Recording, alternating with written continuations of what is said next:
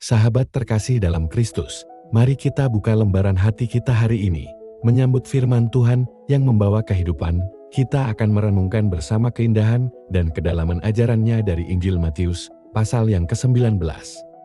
Biarlah firman-Nya tertanam dalam hati kita dan bertumbuh dalam kita yang mencari kehadiran hadirat-Nya. Pernahkah kita bertanya, apa arti kekudusan sebuah pernikahan di mata Tuhan? Di awal pasal ini, orang-orang Farisi datang untuk mencoba Yesus. Mereka bertanya tentang perceraian, sebuah isu yang rumit, bahkan hingga hari ini.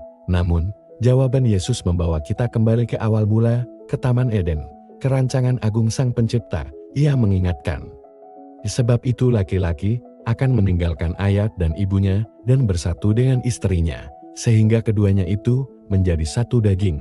Bayangkan dua aliran sungai yang bertemu dan menjadi satu aliran yang lebih besar dan lebih kuat. Itulah gambaran pernikahan yang Tuhan kehendakin, sebuah kesatuan yang tak terpisahkan, bukan oleh manusia, tetapi oleh Tuhan sendiri. Ini adalah panggilan untuk setia, untuk mengasihi tanpa syarat, dan untuk melihat pasangan kita sebagai anugerah yang harus dijaga dalam kekudusan. Dalam setiap kesulitan, Tuhan menyediakan kekuatan. Dalam setiap perselisihan, Ia menawarkan jalan pengampunan. Pernikahan adalah sebuah perjalanan iman bersama, di mana dua insan belajar menjadi serupa dengan Kristus melalui pengorbanan dan kasih. Kemudian, pandangan kita dialihkan pada sebuah pemandangan yang mengharukan. Orang-orang membawa anak-anak kecil kepada Yesus, agar Ia meletakkan tangannya atas mereka dan mendoakan mereka, para murid. Mungkin dengan maksud baik, menegur mereka. Mungkin mereka merasa Yesus terlalu sibuk untuk hal-hal sepele seperti ini. Namun, apa kata Yesus? Biarkanlah anak-anak itu. Janganlah menghalang-halangi mereka datang kepadaku, sebab orang-orang yang seperti itulah yang mempunyai kerajaan sorga. Di sini kita melihat hati Tuhan yang sesungguhnya. Ia tidak melihat status, usia, atau pencapaian. Ia melihat hati yang murni, yang tulus, dan yang bergantung sepenuhnya. Kerajaan sorga bukanlah untuk mereka yang merasa kuat atau pintar, melainkan untuk mereka yang datang dengan kerendahan hati seorang anak kecil, terbuka, percaya, dan tanpa kepura-puraan. Apakah kita masih memiliki hati seperti itu di hadapan Tuhan? Ataukah kita telah membiarkan dunia mengeraskan hati kita dengan kesombongan dan kekhawatiran? Mari kita belajar dari anak-anak ini, untuk datang kepada Bapa dengan iman yang sederhana, namun kokoh. Selanjutnya, datanglah seorang pemuda yang kaya. Ia berlari kepada Yesus dan bertanya, "Guru yang baik, perbuatan baik apakah yang harus kuperbuat untuk memperoleh hidup yang kekal?" Sebuah pertanyaan yang luar biasa, datang dari seseorang yang tampaknya memiliki segalanya. Ia telah menaati semua hukum Taurat sejak masa mudanya. Secara lahiriah, ia adalah sosok yang saleh. Namun, Yesus melihat lebih dalam, menembus lapisan kekayaan dan kesalehan lahiriah itu. Ia melihat satu hal yang masih mengikat hati pemuda itu. "Jikalau engkau hendak sempurna, pergilah, jualah segala milikmu dan berikanlah itu kepada orang-orang miskin. Maka engkau akan beroleh harta di sorga. Kemudian datanglah kemari dan ikutlah aku." Satu perintah ini menyingkapkan berhala yang tersembunyi di dalam hatinya, hartanya, dengan sedih. Pemuda itu pergi karena banyak hartanya. Kisah ini bukan semata-mata tentang larangan memiliki harta. Ini adalah tentang apa yang memiliki hati kita. Apakah Tuhan yang menjadi harta terbesar kita, ataukah berkat-berkat-Nya telah menggantikan posisinya? Tuhan rindu menjadi satu-satunya harta kita, sumber sukacita dan keamanan kita yang sejati. Melepaskan keterikatan duniawi adalah langkah iman untuk memegang erat harta surgawi yang tak akan pernah lekang oleh waktu.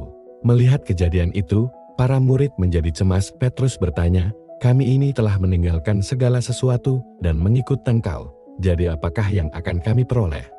Pertanyaan yang sangat manusiawi. Kita seringkali menghitung untung rugi dalam perjalanan iman kita. Namun, jawaban Yesus melampaui segala perhitungan manusia.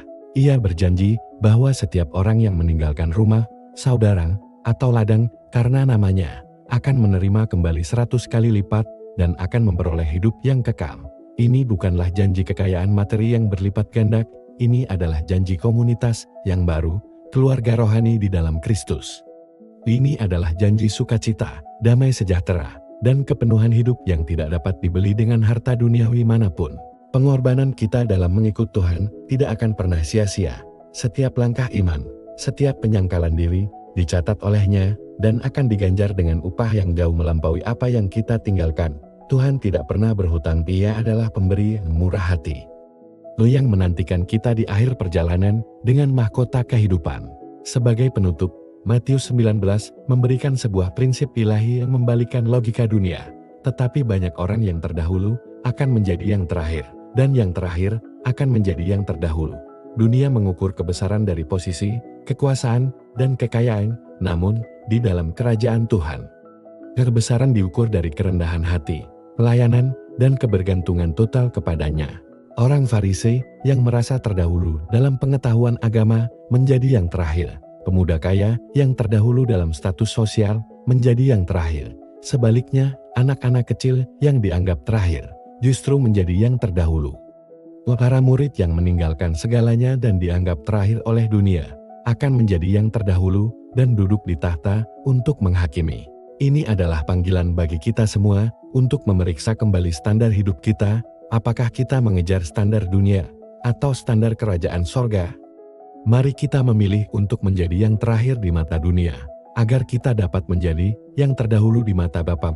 Rendahkanlah diri kita, layanilah sesama, dan letakkan seluruh pengharapan kita hanya kepada Kristus. Sahabat, firman hari ini telah berbicara, kiranya benih kebenaran ini tertanam dalam di hati kita, bertumbuh, dan menghasilkan buah yang melimpah. Mari kita hidupi kekudusan pernikahan, datang kepada Tuhan dengan hati seorang anak, melepaskan segala berhala, dan dengan setia mengikutnya. Karena upah besar menanti kita di sorga.